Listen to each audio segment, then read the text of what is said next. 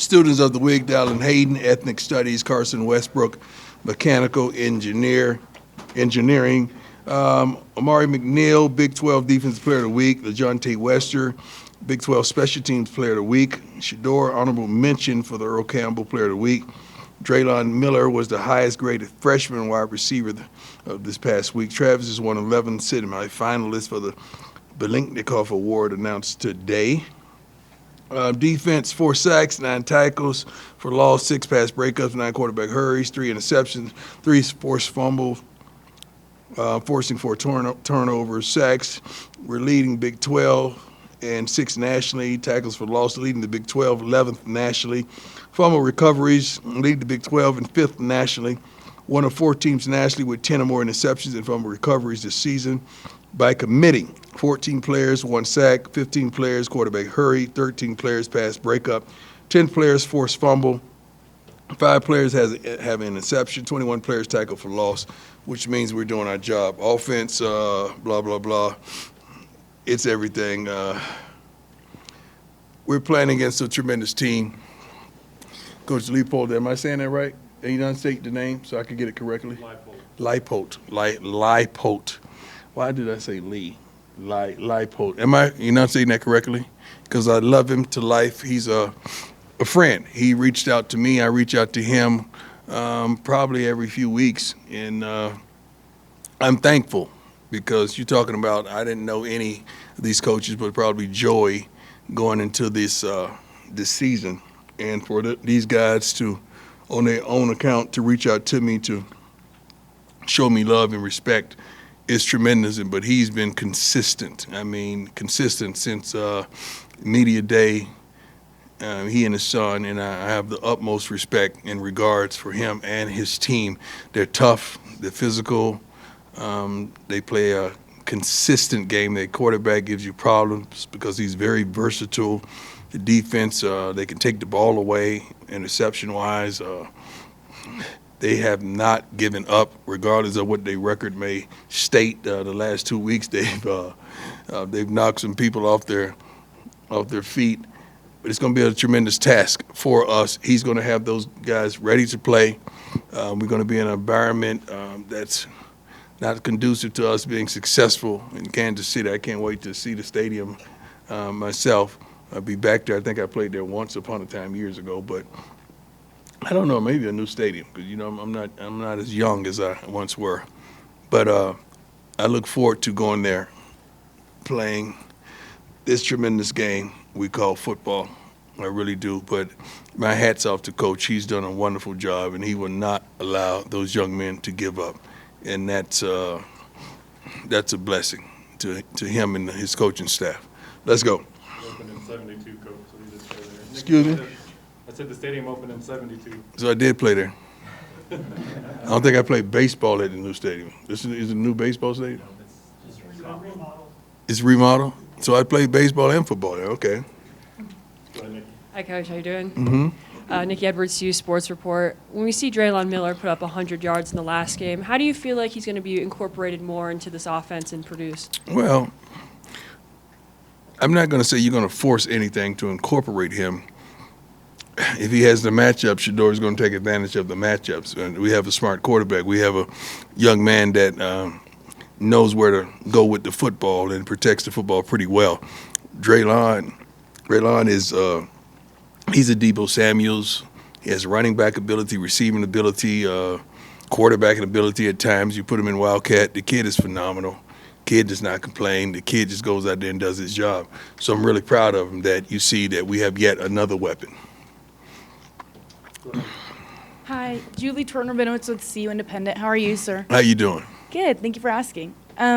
Kansas is on a 2-game win streak against ranked teams, and we'll be playing at Arrowhead of all places. Mm-hmm. How do you guys plan to stop that streak on Saturday? Well, we plan to do what we do. We're a pretty physical, pretty aggressive team. Defensively, we've really been stout. Offensively, we can move the ball down the field. We got to improve our running game, of course, but we're going to go out there and do what we've been consistently doing, and that's getting after the running backs, pretty much shutting down the run, forcing them to be one-dimensional, then taking advantage of situational football. Offensively, we got to do a better job of running the football. We all know that. We all desire to, but that has to be a consistency in the passing game and just moving the ball all around the field. We have so many weapons. We just got to use what we have and get the ball to the proper people at the proper time, and I think we'll be okay. Scott, go ahead. Hey, Coach, Scott Parker, DMVR. How you feeling? How you doing, sir? I'm doing well. Obviously, Keaton been balling recently. He told us a few weeks ago that the plan was for him to redshirt. Is that still the plan? And No, what kind of goes? it's not the plan. Sometimes a young man may want a plan to happen for different reasons, and he may outplay his plans. He's outplayed his plans. You make plans when you don't think you're a valuable piece of the puzzle at this wonderful university, and he is a valuable piece of the puzzle for right now. We ain't got time to be looking down the street to next year. Right now is everything to us, and I think he's made a decision that he's a right now type of player, and I'm thankful that he has. Appreciate it. Just a follow. Just like we just get updates on a couple guys, Jimmy and Micah. Oh, we expect to don't see know. them. Micah's going to play. We don't know. Hopefully, Jimmy can work tomorrow or Thursday. I don't give a darn if Jimmy works Friday. If he showed me he could run, he's going to play. Just Jimmy's presence out there on the field alone strikes fear in the opposition. Thank you. Coach, first, just love the jacket, but Lincoln Roach, CU Independent. Two I quick love questions. the onesie. Thank you. Yeah. Appreciate it. It was my grandpa's. Yeah. So first, just did you get Miss Peggy a birthday present? No, I didn't. I think we all collectively got Miss Peggy a birthday present. And second, so for both you and Miss Peggy, obviously, religion has been a major part of your lives, both on and off the field. Has your relationship with her impacted your relationship with God in any way? Have my relationship with her impacted my relationship with God? I don't understand that question. You know, knowing Miss Peggy, right? Mm-hmm. Has that impacted your relationship, your personal relationship with God in any way? My personal relationship with God is truly strong. I don't think anyone in this room could impact that relationship. I'm hoping that I can impact your relationship with God. Peggy has a tremendous relationship with the Lord. I'm sure we have not sat down and discussed that because I'm so excited just to be around her. I don't discuss those type of things. But my relationship is tremendous. It's not going to cease. It's not going to stop. I'm not going to be ashamed of the gospel. That's what my Bible tells me. And I'm going to proclaim my Lord and Savior, Jesus Christ, wherever I want to. Ain't nobody going to tell me not to give love and show respect to my Lord and Savior that has blessed me, that has pulled me up from suicide and thoughts and a multiplicity of things that you don't know. So I'm thankful, not just only for myself and Miss Peggy. First of all, let's focus on that she's 100, man. Not that, I don't know what goose chase you're on right now, but not that. But she is 100 years old. That is to be applauded. Has all her faculties, all her sense. I mean, she's on her game. She knows you, me, everybody in this room. Like, she ain't no joke, man. So that is unbelievable. And what transpired in our stadium last Saturday was epic. I mean, I had to turn away from the screen because I was getting ready to cry. And I didn't want the opposing team thinking they making me cry. No, it was Peggy. Like that's what that was. So I'm so thankful for her. I'm so thankful just to meet her. And I applaud Rick. I mean, we went to Peggy's crib and she rolled out the red carpet for us, man. I wanted to dip back by there and get something to eat, you know, without Rick, you know.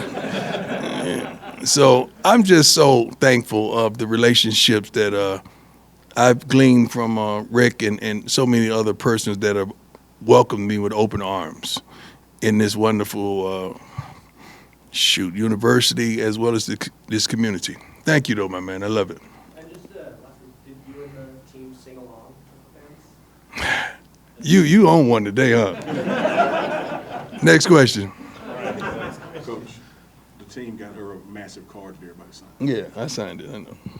Hey, Coach. Brian Hallop, Boulder Daily Camera. I have two How you questions doing? for you, like I usually do. But first off, Cam Stillman Craig, you've Yeah. talked about him a lot. Yeah. I know he's grown up with you. Just seeing the way he's playing right now, and you've seen it for years. What does it mean to you to see him kind of grow up from where he was when you met him to where he is now? It's astounding. one of the scouts just asked me about Cam, and I went on and on and on because he checks every box. You put a clock on him, he may not run a 4.4. You put him on the bench press, he may not bench 225 15 or 20 times. But you put the tape on. You're going to see him. He's going to not only show up, he's going to show out. He's the leader of our defense. He is the backbone of that defense. When he's off the field, we hurt. So I love everything that he brings to the table, and he's been that way since I met him as a junior from Alabama. And the second question is, Travis is obviously a semifinalist, finalist for a whole bunch of awards, one of them being the Thorpe, which you won. Just curious what that meant to you to win that award, and also to see Travis up for it right now. What it meant to me, it just told y'all who I was. That's it. I knew who I was. I was just waiting on y'all to give me the darn trophy to stabilize that who I was. Travis is the best defensive player and the best offensive player in the country. So if that stabilize and authenticate who he is, so let it be. But I don't see anybody better. I don't see anyone projected better. The scouts will tell you. Everybody will tell you who knows this game of football. So, I mean, he should win the Thorpe, the Biletnikoff, the Jerry Rice, the Prime Award. He should win every darn award that you got. Matter of fact, why don't they have me an award, Rick? Wouldn't that be good if a player that played for me win the Prime? Yeah, they should. They're the best corner in the college football. They should be called a Prime. Coach Prime, good morning. Troy Rank from the Denver Post. How you doing, sir? Good. You had told us, months ago that you thought Shedeur would be the top pick in the draft. When his ability don't to just stumble past that. When he escapes, don't just stumble past that. You said I told you months ago that Shedeur would be the top pick. A lot of people didn't believe me, huh? Remember I said that Travis and Shedeur have an opportunity to be 1 and 2? Remember that? I do. Everybody just pulled out a double-barrel shotgun and shot at me when I said that, right? Now it's all coming to light. When he escapes, oftentimes, what do you think when he escapes? And also, when did you realize? Get rid of the ball. I'm thinking get rid of the ball. Get rid of the ball. Let's get us back to the line of scrimmage. Get rid of the ball. But he escapes and his head completely goes up and he sees the field. Because he's not escaping to run. He's escaping to get rid of the ball so he could have time to make progress down the fields. And I remember watching him even in high school. When did you realize he had the ability to take chances and take care of the ball, which is hard for kids to kind of blend that? I don't know if he desires to take chances. I just think he's trying to give himself more time so he can make something happen. I don't call it a chance. I think it's more of an opportunity than a chance. But we trust him. We truly trust him. Hi, Coach Adam. What's your Tigers? How you doing, Adam? Sports doing well. Amari McNeil made some plays for you last year, earlier this season. Has he kind of unlocked something with? He's a whole different guy, on and off the field. He's a whole different person. He's a whole different player. His mindset is totally different. What you're seeing now is what we expected from Amari, even last season. He's grown so much mentally. It's unbelievable. So I'm thankful and I'm proud that I'm here to witness what we knew he could do. And now he's understanding what he's capable of. I think once upon a time he thought he was just a pass rusher. But he's a complete defensive tackle right now. And he's a force to be reckoned with. So I'm truly proud of him. Brian, go ahead. Hey, Coach. How you doing? How you doing, sir? I'm doing great. Thank you. The latest thing that people have used to try to tear down Travis's Heisman campaign is his tackle numbers. Oh, my God. I was curious if you could explain for those who don't know. How can you make tackles? First of all, if a cornerback has 8 tackles in the game, do you guys know what that means? Anybody? That means they caught 6 balls. That's what that means. They caught 6 balls on him because 2 of those are probably run support. But that means he caught 6 balls. So if you see a corner with a lot of tackles, that's not a good sign. Okay? So just those of you out there in the world of football, if you see a corner with a lot of tackles, they've caught a lot of balls on him. All right? Is that good enough for you? There you go. Hey, Coach. John Treach, 9 News. Yes, sir. As a leader, how do you guard against a letdown game? I don't know what that means, a letdown game. I really don't know what that means. I don't plan on failing. I never make plans to fail. I don't even like having insurance, but there's something they tell me I must do. Okay, so I don't plan to fail whatsoever. We plan on being dominant and having success. So we don't think about the other side of those things that many may think about. So we don't think about letdowns. We're thinking about dominating. The word of this morning was, we defined the word finish. We talked about finishing. I showed a clip of this gentleman that came from the same college that this other gentleman, and they was running these hurdles, and it came down the stretch to the end. After they hit the last hurdle, they were neck and neck. And next thing you know, 3 yards from the finish line, one dove and one didn't. The one dove wanted it a little more than the other. Although they came from the same college of institution of learning, one wanted it more than the other one because the one chose to finish and the other didn't. We're going to be the one that dove. We're going to finish with every darn thing we got, and we're not going to even entertain the other side of that life by not finishing. Great question, though. Coach, Pat Graham, Associated Press. Kind of a two-parter here. First one, the stakes get bigger and bigger with every game. Do you lean into the stakes and the pressure, or do you downplay them to your team? Look at me, man. Do I look like I subscribe to pressure, or do I look like I apply it? We apply pressure. We don't subscribe to it. If I was in church, they'd hit me then.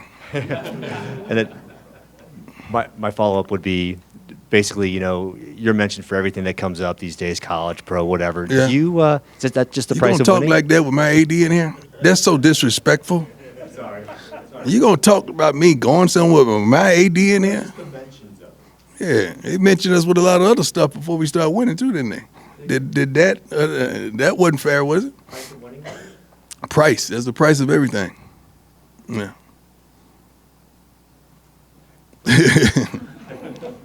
Coach Prime, keep Phillip going Dukes with that. with Well Off Media. I'm happy where. Hold on one second. I'm happy where I am, man. I'm good. I got a kickstand down. You know what a kickstand is? A lot of people don't in there and not of age don't know what a kickstand is. That means I'm resting. I'm good. I'm happy. I'm excited. I'm enthusiastic about where I am. I love it here. I truly do. Next question. Phillip Dukes with Well Off Media, My man. Pregame Network. My man. My dog. Yeah. They thought they counted you out, but yet and still. Man, come on God with gave him favor. Yes, sir. Yeah. On three, how you like him now? Yeah, I'm going to say it. You're darn right I'm going to say it. Let's go. I'm sorry. I apologize. That's the You had a pettiness. lot of I'm naysayers. kind of petty at times, but that's the pettiness in me. I'm sorry. Go ahead, Mr. Dukes. You had a lot of naysayers before the season. True. All right, now you see a lot of people changing their tune, and I know you keep receipts. Yeah, well, I don't believe they're changing their tunes. I just think they're saying what's popular. Okay. And Is what's, there any receipt that you have that stands out above No. others, or are they all the same? No, I really don't care that much. Every once in a while I get petty. Right now I'm so focused on us and so locked in on what we have in front of us. I ain't got time to look at naysayers. I glory on positivity, not the negativity. I'm not one to look at 9 positive comments and highlight that one negative. I'm going to focus on those 9 positive ones, not the negativity. One or two more, go ahead. What about my man, Jack? Come on, dog, say it. Jack, Carlo. Pause there. Just curious, from Amari McNeil to Carter Stoutmeyer and maybe even like Draylon Miller, it seems like several guys who've been given greater opportunities due to injuries have really stepped up this year. Right. Just, what does that say about this team and those guys? Well, it says a lot about the roster. It says a lot about the depth. It says a lot about we understand the difference between a chance and an opportunity, and those guys are taking advantage of their opportunities. But it says a lot about the depth, the development of these young men. It says a lot about we don't supposed to recruit guys out of high school, but I think we got 3 freshmen that are playing prominent roles on our team right now and doing a wonderful job. About to have 4 because 2-9 is back now, so he's going to be involved in the running game as well this week. So it says a lot about the recruiting, says a lot about the staff, says a lot about what we plan on being and the stability that we're going to be here for a while. We ain't going nowhere. We about to get comfortable. Good morning, Coach. How you doing? Yes, sir. Good. Hey, I respect how you always pay homage to coaches that you past, present, even the guys you're going to play in the future. How has your relationship with coaches that are mentors and guys that you talk to now affected like your college coaching journey right now? Well, some of these wonderful coaches that we're playing against, they've embraced me tremendously, and I'm always appreciative of that. They don't have to. They don't have to go outside the norm and embrace me. And we're playing against a wonderful coach this week, but that did not only embrace me, but he calls me to check on me to make sure I'm straight. I call him to check on him to make sure he's straight. Now we happen to be going head to head this week, but it's a level of respect and admiration and adulation that we have for one another because we know how hard it is to win in college football. Not only win, but be consistent. So especially with the portal, with this, with that, with everything transpiring, the injuries, everything that goes on in college football now, it's not easy whatsoever, and we have the utmost respect for one another about the trials and tribulations that we go through. So I got love for all those guys. First of all, I ain't got no hate in me. I tell y'all this all the time. I don't dislike nobody in this room, and I do mean nobody, right? I don't dislike nobody in this room. I got love for everybody. I really do. I want you all to be successful, kind, loving, helpful, persistent, and consistent. I got love for all you guys, ladies and gentlemen. Last one, Jason. Hey, Coach. Jason Jones, Sports Illustrated. Arrowhead marks the third road venue that most fans and observers would consider to be hostile territory or difficult. Can you talk about your coordinators and position coach and the preparation you guys get through? Well, we have a couple guys that have come from the professional level, so they ain't never scared. Like they straight. They ain't tripping. They ain't thinking about hostility of certain environments because they've been to the upper room. They've been to the upper level. So I'm proud of them. I'm proud of the way they're using our athletes, the way they're using the players, the way our whole darn staff, from academics on to what we're doing collectively. So I'm proud of our coordinators, our assistant coaches, the GAs, and everybody, man. It's a collective effort. It ain't just, you can't just point your finger at one thing and just say, this is why we're successful. No, it's a collective effort to be where we are. And we're appreciative and we're thankful and we're going to enjoy the moment. But everyone deserves their accolades. Especially, I'm going to dial it back to Miss Peggy because, it was about her. We wanted to get her to a bowl game. Now we want to get her to the bowl game. God bless you all. I appreciate it.